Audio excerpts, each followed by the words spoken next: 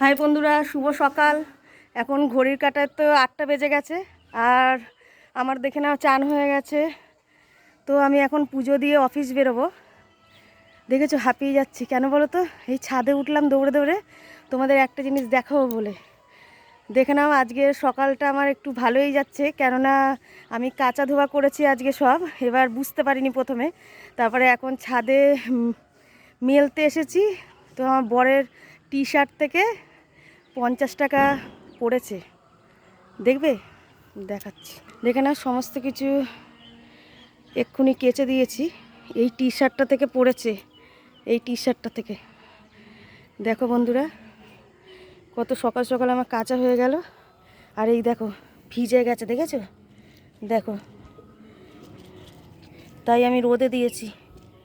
দেখেছো সকালবেলা আমার দিনটা যে কত ভালো।